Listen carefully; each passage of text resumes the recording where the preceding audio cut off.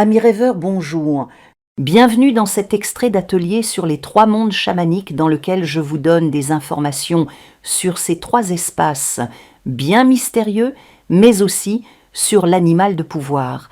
N'hésitez pas à me suivre sur Facebook, Instagram et TikTok sur lesquels vous trouverez au quotidien des vidéos sur le chamanisme. Je vous souhaite une belle découverte. Voilà. Je voulais vous dire que j'ai créé il y a un mois à peu près, sur Telegram, j'ai créé un canal pour les ateliers, c'est-à-dire ceux qui participent aux ateliers. Comme ça, vous pouvez échanger entre vous.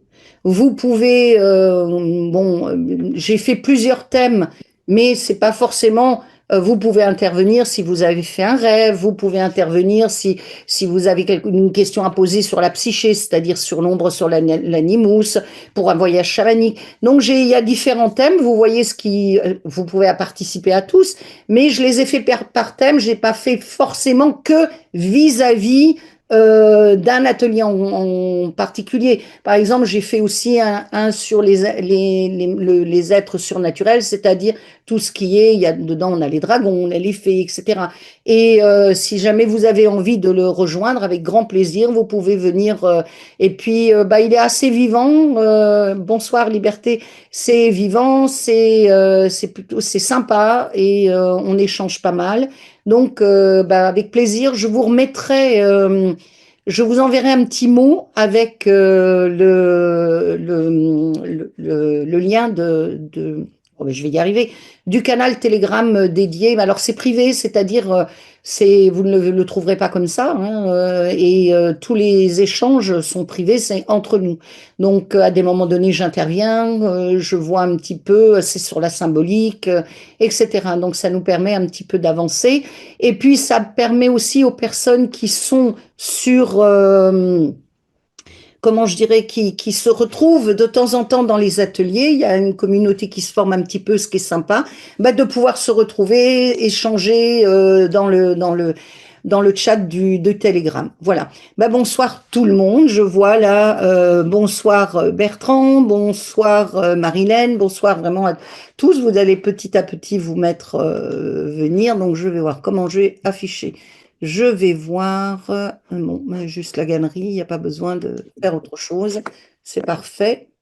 Donc, on va démarrer parce que le sujet il est très sympa, il est costaud malgré tout, et il prend du temps pour expliquer. Et en même temps, je pense que vous allez être capable de suivre sans aucun problème. Alors pourquoi j'ai choisi, je me suis dit les trois mondes, parce que au niveau chamanique, les trois mondes, ce sont des mondes qui sont, on va dire, c'est une division tripartite que l'on retrouve dans toutes les sociétés chamaniques du monde, qu'on soit chez les Samis en Laponie, qu'on soit chez les Sibériens, qu'on soit en Amérique du Sud, il y a toujours une division tripartite, c'est-à-dire qu'ils divisent le monde en un monde du bas, en un monde du milieu et en un monde du haut. Dans le monde du bas, on y trouve les animaux de pouvoir et on y trouve également les chamans. Les chamans, alors de toutes les cultures, de toutes les époques. Quand on visite le monde d'en bas, il est tout à fait faisable, surtout si on fait la demande, de se retrouver nez à nez avec un chaman. Alors, on ne sait pas, vous pouvez lui demander évidemment de quelle époque il vient, de quelle communauté. Parfois, on rencontre des chamans d'une communauté qui a complètement disparu sur Terre. Ça, c'est tout à fait possible. Et alors, juste, je vous fais un schéma rapide. Ensuite, nous avons le monde du milieu. Le monde du milieu, c'est le nôtre, c'est ce qu'on appelle le monde des êtres humains. Mais ce monde, il est divisé en deux parties, c'est-à-dire un monde invisible et un monde visible. Donc, il est en deux. Et évidemment, quand on a affaire à des êtres comme, par exemple, les esprits des plantes, les esprits des défunts, des esprits d'un lieu, en général, c'est dans le monde du milieu. Et bon nombre de défunts se trouvent dans le monde du milieu. Voilà. Ensuite, on a une autre division qui est le monde d'en haut. Le monde d'en haut, c'est un monde qui est celui... c'est un petit peu compliqué à dire. Alors, avec la terminologie que l'on a actuellement, on peut dire que c'est le monde des êtres spirituels. Ah, vous allez me dire, qu'est-ce que c'est qu'un être spirituel? Ça, c'est bien compliqué de le dire, déjà et d'une. Bon, ce sont les mondes des êtres spirituels, la façon dont ils sont projetés par les différentes cultures en fonction de notre système de croyances. Alors, certains qui vont être plus dans une mouvance New Age vont vous dire c'est le monde des êtres ascensionnés, des maîtres ascensionnés. Certains vous diront c'est le monde des dieux, des divinités. C'est le monde des esprits, des êtres réalisés comme les arhats ou les bodhisattvas de la tradition bouddhique et hindouiste, etc., etc. Donc on a toutes sortes d'êtres, on va dire, qui ont plus ou moins réalisé la nature de notre réalité, qui ont plus ou moins intégré ce genre de choses.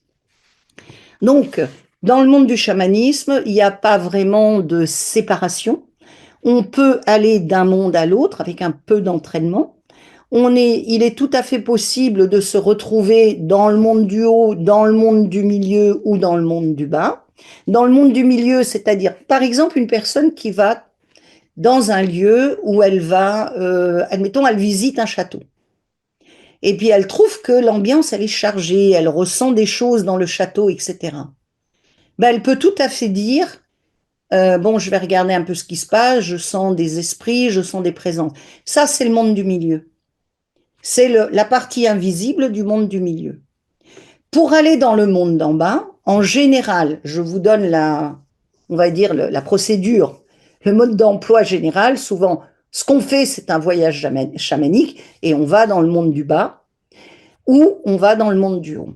Dans le monde du bas et dans le monde du haut, souvent, les chamans, traditionnellement, se servent de l'arbre, d'un mât ou d'un pilier. D'ailleurs, dans les traditions, on se retrouve avec, vous voyez par exemple, si vous êtes allé en Amérique du Sud, ou en Amérique centrale, ou au Mexique par exemple, vous avez à certaines il y a également la même chose au Népal, vous avez des festivités où d'un seul coup on dresse le mât, et où il y a des gens qui montent le mât, et qui se suspendent en haut du mât et qui commencent à tourner. Ça, c'est typiquement ce qui reste d'une ancienne pratique chamanique. On a ça partout. Le dressage du mât, le dressage de l'arbre, ce sont dans des reliquats de connaissances chamaniques que nous avions et que nous avons perdues. Par exemple, pendant le carnaval en Allemagne, dans les pays nordiques et en Allemagne notamment, parce que c'est plus les parties catholiques qui procédaient au carnaval, les protestants ont un peu éradiqué le carnaval. Mais le carnaval traditionnel, pour le carnaval, on dresse un arbre au milieu du village. En général, un sapin. On dresse un grand sapin au milieu du village, il est décoré, etc. On y met un certain nombre de choses, et à la fin du carnaval, à la fin de la période, il est abattu, on va dire ça comme ça, et il est brûlé. Ça, c'est typiquement ce qui nous reste du chamanisme.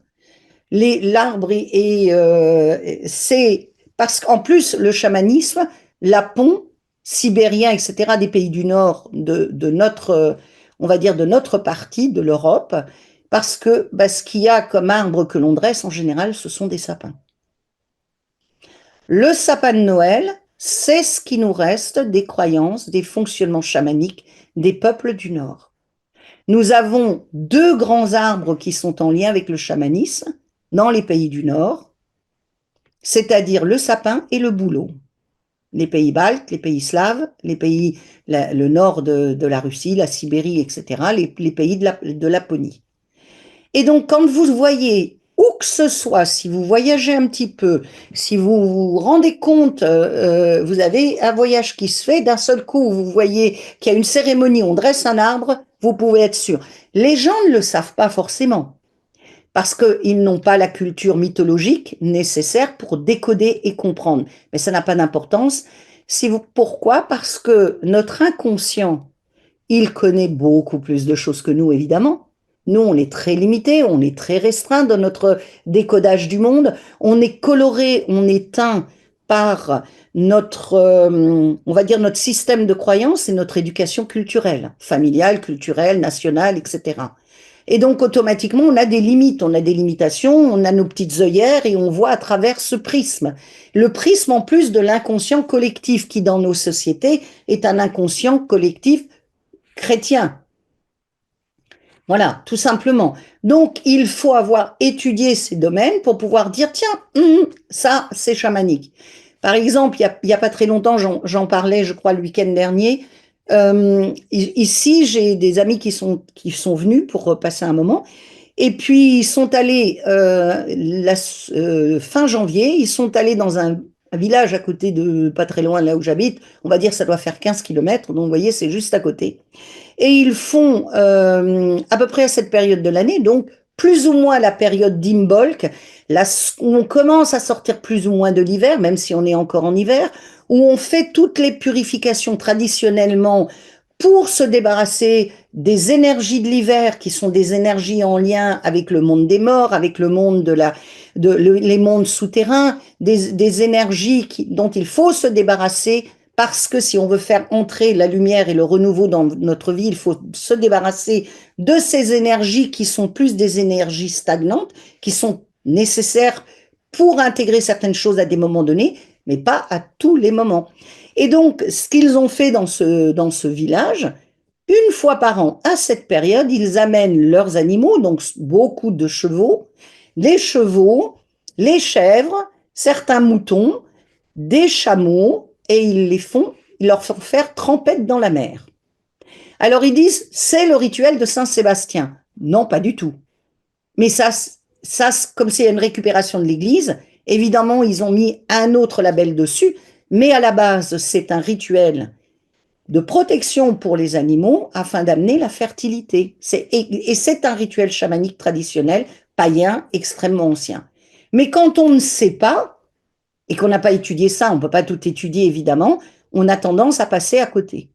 Et ça se fait dans énormément de cultures. Donc dès que vous voyez un endroit où on dresse un mât, où on dresse un pieu, vous savez, les fameux, dans les pays nordiques, on a ça, dans les pays germaniques, on a le calendrier de l'Avent et notamment la couronne de l'Avent, où on allume à chaque semaine avant Noël, entre guillemets, on allume une bougie sur cette couronne tressée, faite de feuilles, évidemment, d'épines de sapin, de branches de sapin. C'est également un rituel chamanique, c'est ce qui nous reste. L'inconscient sait, nous, on ne sait pas forcément parce qu'on n'a pas cette connaissance. Donc, quand on va dans le monde d'en bas, pour reprendre notre sujet sur le monde d'en bas, c'est le royaume des animaux de pouvoir et c'est le royaume des chamans. Comme je vous ai dit, le monde du milieu, c'est le nôtre avec tout ce qui est invisible dans notre monde, le monde des esprits, et le monde d'en haut, on va dire que c'est celui des êtres spirituels, en fonction de notre culture, la manière dont on va voir le prisme. Pourquoi je vous dis que le prisme est très important?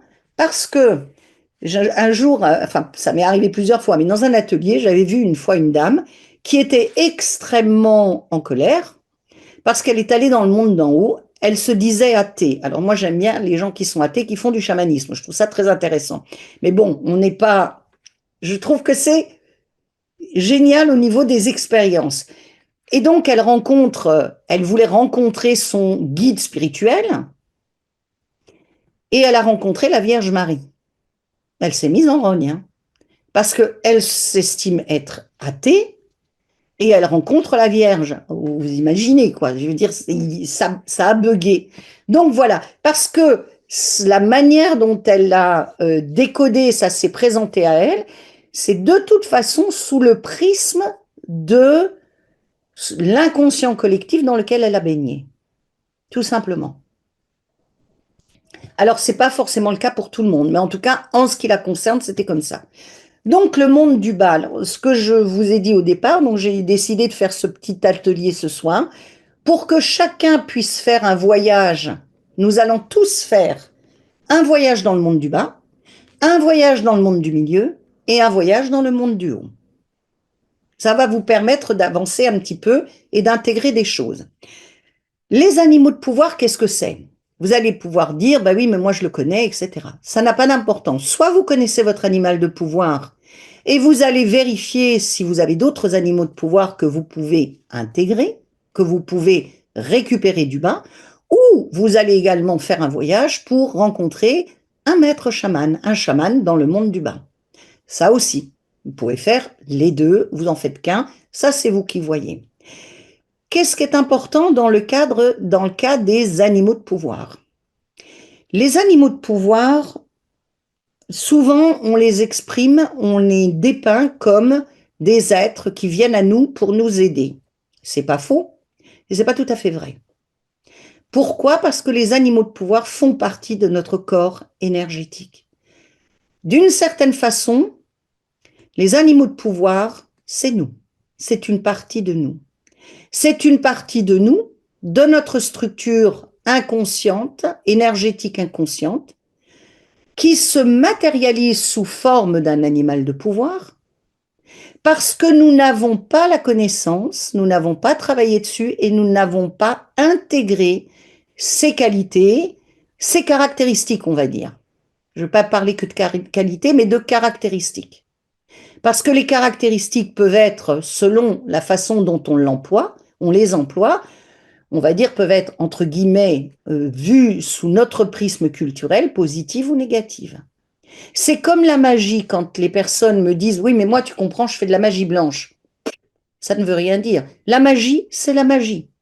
Quelle qu'elle soit noire. Alors, il y a de la noire, il y a de la blanche, il y a de la verte, il y a de la rouge. La rouge, attention, hein, c'est en lien avec la sexualité. Tout ça, je vais être grossière, c'est bullshit.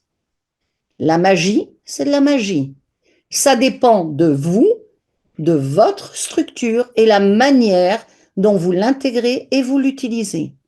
Même ce qu'on appelle la magie blanche, si on utilise la magie blanche et qu'on n'a pas nettoyé son ombre et les motivations inconscientes, ben, elles sont inconscientes, donc ça veut dire qu'on n'en a pas conscience.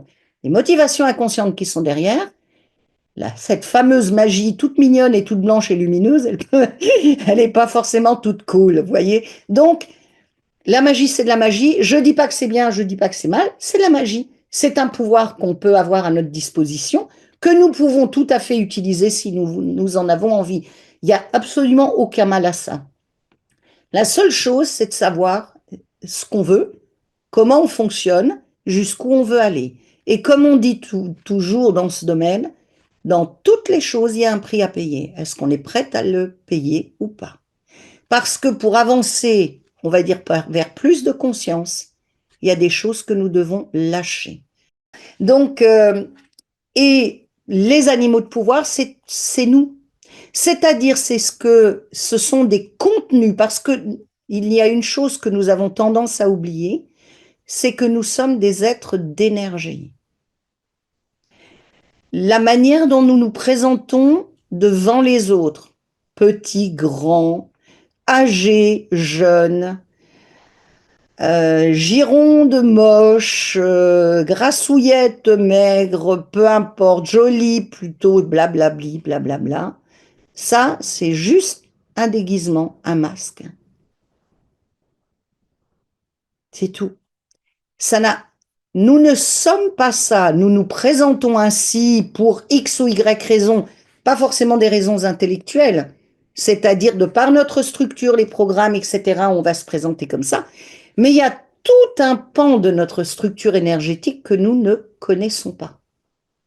Et ce pan de notre structure énergétique que nous ne connaissons pas va prendre plusieurs, on va dire, colorations. Lorsque vous ouvrez, si vous avez, je ne sais pas si vous avez cette capacité, si vous avez un jour fait l'expérience, vous regardez une salle, vous faites un travail avec des personnes, un travail de méditation, alors des gens qui sont là pour leur évolution spirituelle, etc.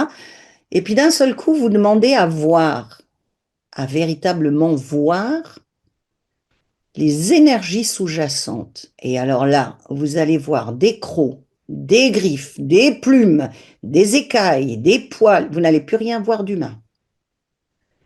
C'est le royaume des animaux de pouvoir. Et c'est-à-dire, ce sont des énergies qui vous correspondent, des caractéristiques qui vous correspondent, que vous n'avez pas encore intégrées, qui peuvent être extrêmement perturbantes et perturbatrices, qui peuvent être extrêmement puissantes et dont on peut évidemment avoir peur.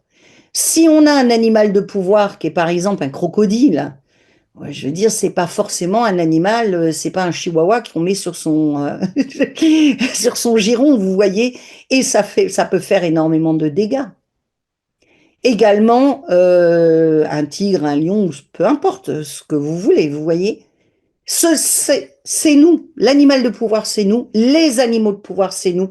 Ce sont des contenus que nous n'avons pas suffisamment travaillés et tout le monde a ça. Attention, c'est pas parce que nous sommes des mauvais élèves, simplement comme ça fait partie de notre structure. Ils n'ont pas été suffisamment mis en lumière et du coup, ils se présentent comme animaux de pouvoir. Et comme ça fait partie de nous, nous pouvons y faire appel et nous pouvons les solliciter pour avancer, notamment solliciter certaines de leurs caractéristiques. Si nous avons besoin de prendre de l'altitude, de prendre du recul vis-à-vis d'une situation professionnelle, amoureuse, familiale, peu importe, ben, si nous avons un animal de pouvoir qui est un aigle, ben, nous pouvons solliciter la caractéristique de l'aigle pour prendre de l'altitude. Voilà. Et c'est ça, l'animal de pouvoir, c'est réellement ça. C'est pas quelque chose qui est à l'extérieur de nous, comme souvent on nous le fait croire, mais c'est à l'intérieur de nous. C'est nous. Si on a un cobra comme animal de pouvoir, il se peut, moi j'ai eu des personnes dans des ateliers qui ont ce genre de truc, vous voyez, qui n'inspirent pas vraiment confiance, parce que c'est quand même assez terrifiant quand on se retrouve devant un cobra. Eh ben, ça veut dire qu'elles ont cette caractéristique en elles. C'est-à-dire qu'elles ont la capacité, le répondant pour se défendre, le répondant pour frapper, neutraliser l'autre et éventuellement l'empoisonner. Parce que si vous êtes mordu par une vipère ou un mamba noir, les tant qu'à faire, je vais prendre le mamba noir d'Afrique, là, celui-là, il est très... qui saute plusieurs fois et qui frappe à plusieurs reprises, bah c'est exactement, ça veut dire que nous en sommes capables. Mais nous avons été tellement programmés et conditionnés que lorsque nous nous faisons agresser, on se retrouve transformé en caniche. Et encore, c'est pas sympa pour les caniches, parce que c'était quand même des chiens de chasse à la base. Vous voyez, voilà. Donc, ce que je voulais vous dire, c'est ça. Donc, on va aller faire un petit voyage. Je regarde ce qui est dit parce que j'ai des personnes qui me laissent des messages. Donc, on va regarder un peu ça. Non, Marielle demande si ces figures de pouvoir restent sous cette forme extérieure pour le reste de notre vie. Non, à partir du moment où on intègre les caractéristiques, vous allez voir que ces animaux de pouvoir vont laisser la place à d'autres animaux de pouvoir. Donc, il n'y a aucun souci. Et puis, ça peut revenir à des moments donnés parce qu'on en a besoin. À des moments donnés, on a besoin de solliciter, par exemple, l'énergie du loup, qui est un être fondamentalement libre, pour pouvoir se défaire de certaines, on va dire, certaines chaînes, par exemple. Vas-y, Marion, tu as levé la main. Qu'est-ce que tu voulais dire? Oui, on m'entend? Oui, c'est Ah oui. bon. En fait, non, j'avais posé une question à l'écrit, je sais pas si ça a marché. C'était est-ce que quand on a intégré son animal de pouvoir, c'est comme si on était accompli entre guillemets, même si je pense pas qu'on le soit un jour, mais est-ce que ça marque une étape de vie ou pas? Ça marque un progrès dans la conscience. D'accord. Tout à fait, parce que si tu veux, dans les rêves, par exemple, quand on rêve et qu'on rêve d'animaux, ce sont des contenus de notre conscience qui se présentent sous forme d'animaux parce qu'ils n'ont pas encore été conscientisés. Ils ne sont pas encore arrivés au seuil de la conscience pour être véritablement vus en tant que composante de nous-mêmes. Et ce qui est intéressant, par exemple, dans les rêves, quand on voit des animaux extrêmement loin de la conscience, par exemple, les reptiles sont des animaux beaucoup plus loin du seuil de l'émergence à la conscience que des mammifères. Tu vois, les alligators, les tortues, les serpents, les lézards, ce sont des animaux beaucoup plus loin, qui ont un chemin un petit peu. C'est pas parce qu'ils sont moins accomplis, ou c'est juste que ce sont des animaux à sang froid. Ils sont beaucoup plus. D'ailleurs, pensez cerveau reptilien, c'est-à-dire le royaume des instincts, le royaume de la survie, etc., etc. Des pulsions, c'est en lien avec le cerveau reptilien.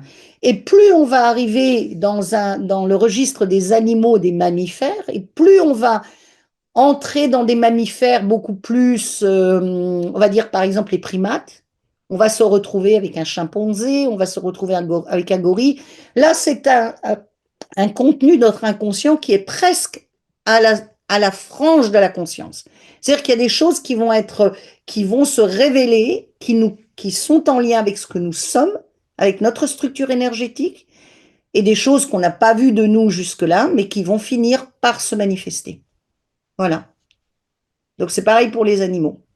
Et si on commence à faire ce travail, avec les animaux de pouvoir, et si on communique avec eux, qu'on travaille avec eux, on va dire, ce sont des énergies qu'on va finir par intégrer.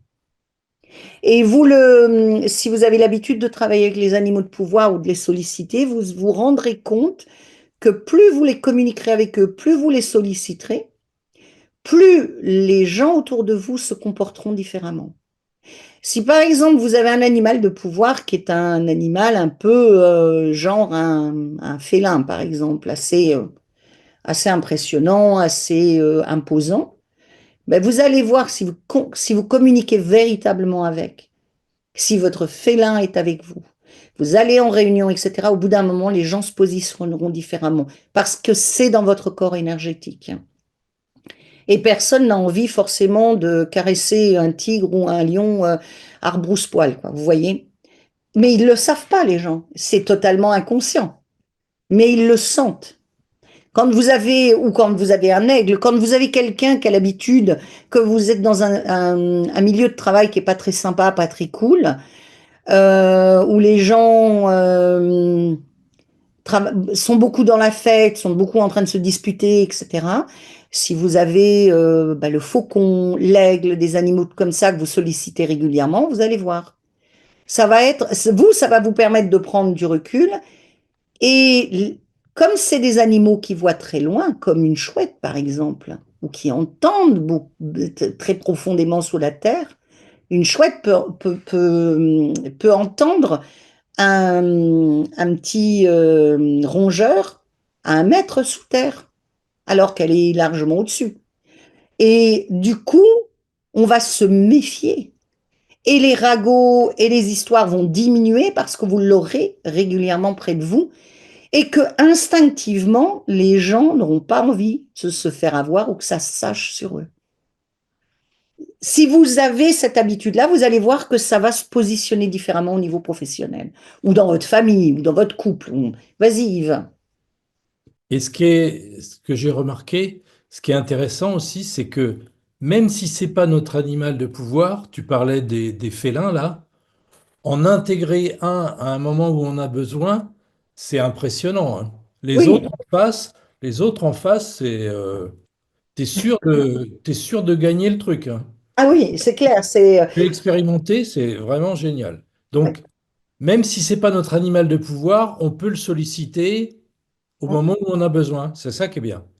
C'est-à-dire que si on fait attention et qu'on voyage régulièrement, qu'on fait ce travail-là, on se rend compte qu'il y a des animaux de pouvoir qui viennent nous voir Mm. dans des situations données, même s'ils ne sont pas là depuis notre naissance, par exemple.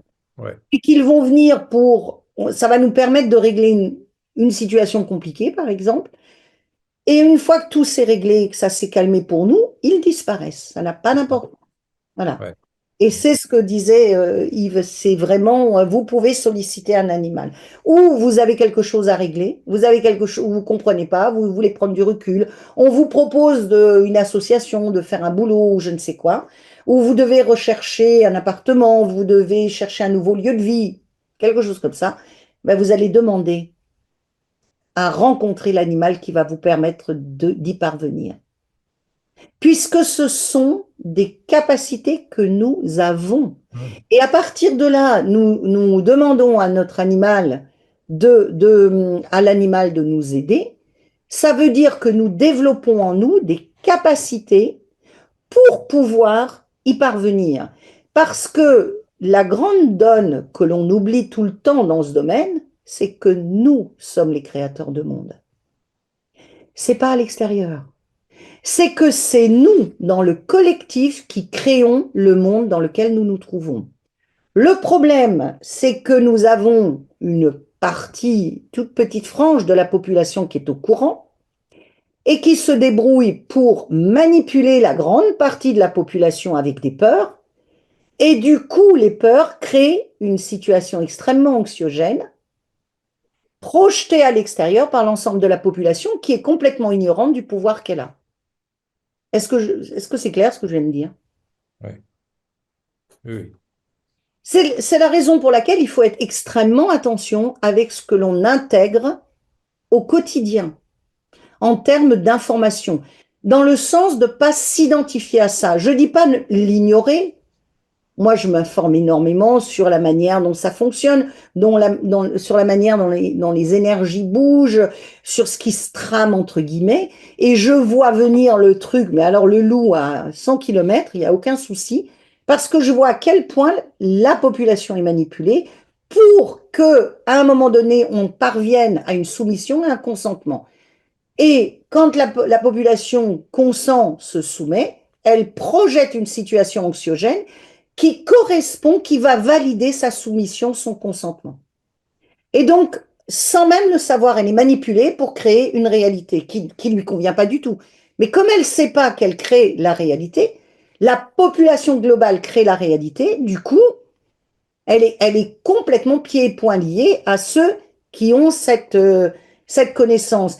Et donc, à notre petit niveau personnel, au niveau de notre quotidien, intégrer ce genre de réalité, intégrer ces caractéristiques avec des animaux de pouvoir, nous permet de nous repositionner, d'équilibrer les choses en commençant par nous.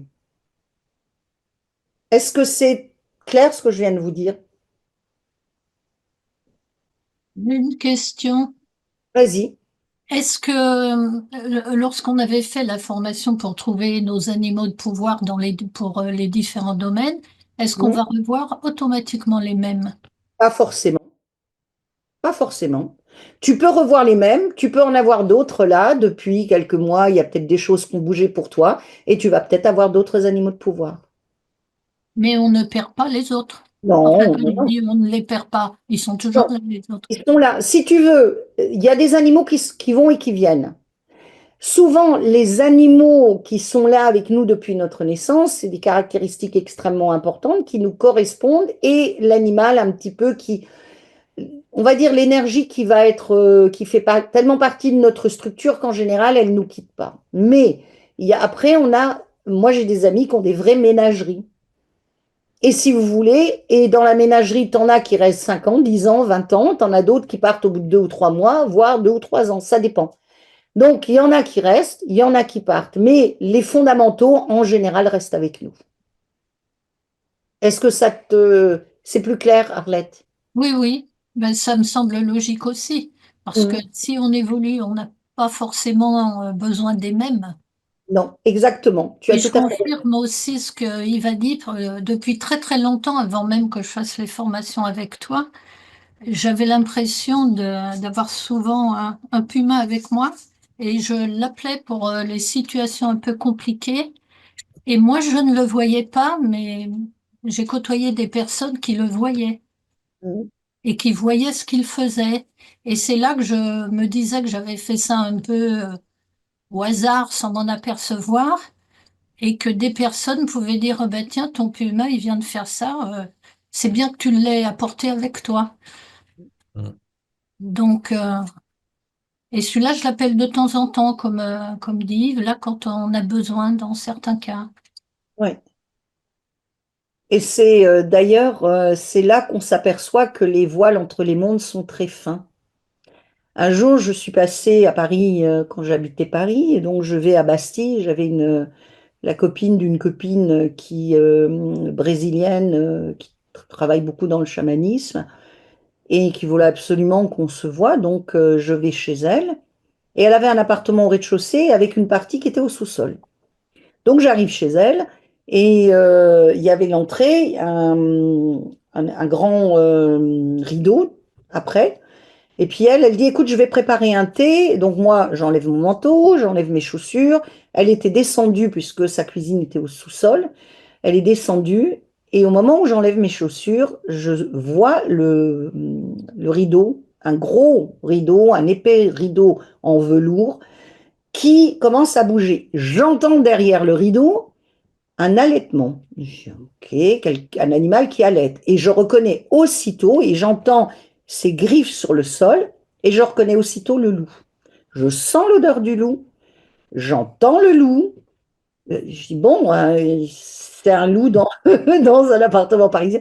Et pour moi, j'étais pas du tout surprise. Et quand elle remonte, et je lui dis, ben, t'as pas peur quand tu reçois, par exemple, du monde pour les soins, etc., que ton loup, ben, il soit pas toujours, que les gens puissent avoir peur. Elle me regarde ahuri, elle me dit, tu l'as vu? Tu l'as entendu? Je dis, oui, il est là, regarde. Mais quand elle a ouvert, après, moi, c'était la première fois que je venais chez elle, quand elle a ouvert le rideau, il n'y avait rien derrière. Rien du tout. Absolument rien. Voilà. Et bah, il était bien présent et c'était un gros, hein. Et c'était rigolo parce que elle est du Brésil. Franchement, les loups au Brésil, ça court pas les rues. C'est pas un animal de là-bas, hein. C'est très clair. Voilà. Et donc, ça ne m'étonne pas ce que tu dis, Arlette, que les gens ont pu percevoir le puma, alors que toi, bah, tu n'en as pas parlé, etc. Et ce qui m'a le plus surpris dans cette affaire, c'est une personne, une amie qui m'a appelé, elle me dit, j'ai mal à la tête, est-ce que tu peux passer? Je dis, oh, d'accord. Et puis j'ai dit, qu'est-ce que tu veux que je te fasse? Elle dit, ben, laisse-toi aller. J'ai posé mes mains sur ses épaules et j'étais derrière elle, elle était allongée. Elle a eu un hoquet monumental. Elle me dit, ça y est, il est sorti. Je dis, mais quoi? Elle me dit, un serpent. Elle me dit, il y a un serpent qui est sorti de ma bouche. Elle dit, en plus, il est venimeux. Et je lui dis, mais il est où? Elle dit, t'inquiète, c'est le puma qui s'en est occupé. Donc elle a vu. Oui. Mm. Voilà. Bon. Donc ça Alors, peut être utile, effectivement, dans certaines circonstances. tout à fait. Et alors ce que je ne vous conseille pas, et ça vous m'avez probablement déjà entendu le dire, si vous parlez de ces choses-là avec des gens autour de vous, des amis qui sont curieux, on va dire, qui s'intéressent plus ou moins vaguement au sujet, ne donnez pas, ne dites pas quel est votre animal de pouvoir. C'est votre pouvoir à vous. Parce que votre animal de pouvoir en dit long sur vous et sur vos caractéristiques. C'est aussi simple que ça. Sauf si, à un moment donné, vous avez envie d'en parler, que votre animal de pouvoir vous donne l'autorisation, ou vos animaux de pouvoir, comme je vous ai dit, on peut avoir une ménagerie. Voilà, Oui, oui. c'est tout. Mais autrement, vous n'en parlez pas. Et encore moins à des gens qui sont dans le milieu et qui sont des thérapeutes. Et je dirais, c'est encore deux dont vous devez le plus vous méfier. Nous sommes des êtres d'énergie. Les chamans se savent très bien que d'autres chamans, ce ne sont pas des enfants de cœur. Il ne faut pas les voir comme des maîtres ascensionnés, d'ailleurs ça n'existe pas, mais bon ça c'est encore autre chose. Il ne faut pas les voir comme ça. Ils sont à la recherche de pouvoir. Et voler le pouvoir de l'autre, c'est une pratique très commune. Et en général, si vous êtes avec des personnes comme ça, pensez, fermez le chakra qui se trouve là, au creux de la nuque. Je ne parle pas du chakra de la gorge, je parle du chakra au creux de la nuque. Fermez le chakra du plexus solaire. Éventuellement, quand vous êtes en réunion, vous mettez, vous savez, la main devant le plexus solaire. Voilà. Quand vous êtes en groupe, vous pouvez mettre quelque chose autour de votre nuque. Voilà. Et si quelqu'un vous dit, alors moi j'ai la technique, c'est je joue les blondes. Si vous êtes dans un groupe avec des thérapeutes, avec des pseudo, je sais pas quoi, chamans et autres êtres spirituels, entre guillemets, ou qui se prétendent comme êtres spirituels, et il y en a certains qui vont vous dire, ah j'ai vu ton animal de pouvoir, c'est ça. Vous jouez les blondes? Ah oui, je savais pas. Point. Demandez rien de plus. Parce que premièrement, c'est un abus de pouvoir. Ils n'ont absolument pas à vous dire quel est votre animal de pouvoir, si tant est que les personnes puissent le voir. Ça, c'est encore autre chose. Vous n'avez aucune garantie. Donc, Ouais. vous restez dans votre coin. Vas-y, Yves. Il y a un truc aussi, c'est que quand on est avec ces gens-là, bon, Dieu sait si j'en ai rencontré quelques-uns, ce que j'ai remarqué, c'est que rapidement, ils savent ce qu'ils peuvent prendre chez toi. Tu vois ce que je veux dire? Animal de pouvoir et compagnie, c'est vachement rapide, hein. Mhm. Donc, vous ne dites rien, vous jouez les blondes. Ah bon, ouais, je savais pas, c'est sympa. Voilà. Voilà. Mais Mais comment ça se prend, un animal de pouvoir? on est énergie, hein. Ah bah, j'ai C'est-à-dire vu. qu'on aspire l'énergie. Ça, il y en a qui sont forts, hein. On aspire l'énergie de l'autre. C'est comme j'expliquais dans mon atelier l'année dernière sur les énergies sexuelles, plus on avance dans l'âge, plus on a des relations avec les gens, ou plus on a de relations intimes, plus on fait des échanges énergétiques, plus notre corps énergétique est composé de l'énergie de ceux que l'on a rencontrés et que notre énergie, évidemment, elle compose aussi l'énergie de ceux qui nous ont rencontrés. Ça va dans les deux sens. Et c'est exactement la même chose quand nous sommes avec des personnes dans un travail et quand il y a certaines personnes, et parfois elles le font même pas consciemment, elles prennent, elles tirent de l'énergie. J'imagine que vous avez tous eu l'expérience de, vous avez quelqu'un, un ami ou une amie qui vous appelle, je suis pas bien, est-ce que soit tu passes me voir, soit on discute ensemble, soit j'ai besoin que tu me remontes le moral, ou il passe chez vous, ou elle ou il passe chez vous. Vous êtes après complètement lessivé, vous êtes fatigué. Ben ça, c'est qu'on vous a piqué de l'énergie, vous Ouais. avez donné de l'énergie. C'est aussi simple que ça. Et la personne ne vient même pas forcément d'une manière machiavélique, hein. Elle n'est pas méchante en disant, Anya, mais elle va bien, elle repart, elle dit, oh, ça me fait du bien de parler avec toi, et elle est sincère, parce qu'elle ne sait pas comment ça fonctionne au niveau énergétique. Et en attendant, elle a juste joué le vampire de base, quoi. Le vampire moyen ou la sangsue. C'est tout. Voilà, et donc ça se fait comme ça. Et notamment, c'est pour ça, restez discret sur vos pratiques. Si vous en parlez vraiment à des personnes où vous savez que de toute façon, ils ne veulent pas de votre énergie, ils ne veulent pas s'encombrer avec ça et ils ne vont pas vous squatter. Vas-y, Evelyne, dis-moi un petit peu. Attends, mets le son. Oui, avant de m'intéresser au chamanisme, j'avais contacté Sophie Guedj-Mété, je ne sais pas si tu la connais. Elle met en relation avec les guides et les maîtres ascensionnés. Et j'avais vu les rayons, les couleurs des rayons, tu sais. Alors tu dis qu'ils n'existent pas, mais moi j'ai vu les couleurs. Moi, j'ai pas dit que ça n'existait pas. Si, si, tu viens de le dire. Ouais. Les maîtres ascensionnés. Non, mais je veux dire, j'ai pas dit qu'il n'y avait pas des êtres que l'on dit être des maîtres ascensionnés. J'ai Ah, pas dit que ça n'existait pas. J'ai juste dit, je mets en doute le fait qu'ils soient ascensionnés. Ça, c'est autre chose. ah oui, oui, d'accord, Dans ce oui. sens-là, je Oui, veux parce dire, qu'en fait, ils s'incarnent aussi de temps à autre. mais les maîtres ascensionnés, soi-disant ascensionnés, s'ils veulent sortir du cycle dans lequel on est, doivent passer par l'incarnation. Ils C'est ça, ne s'incarnent pas parce que ce sont des êtres d'une bonté extraordinaire pour venir nous aider. C'est que de toute façon, ils n'ont pas le choix. c'est ça. Ah Voilà. ouais, non, d'accord, je suis d'accord. Et là, en général, ils restent là où ils sont parce qu'ils n'ont pas envie de s'enquiquiner. Ben, Nous, les Bouddhas, les Bouddhas, les Bodhisattvas, c'est ça aussi. ils sont dans la même galère. C'est À ça. partir du moment où ils restent sur ce plan, Les Tibétains, ils se réincarnent. non, Puisqu'il y a- mais à partir du moment où ils restent sur ce plan, ils n'ont pas le choix. C'est ça. Oui. Je veux dire, faut être quand même vraiment cinglé ou très très dans l'illusion pour pouvoir revenir en disant j'ai envie de revenir.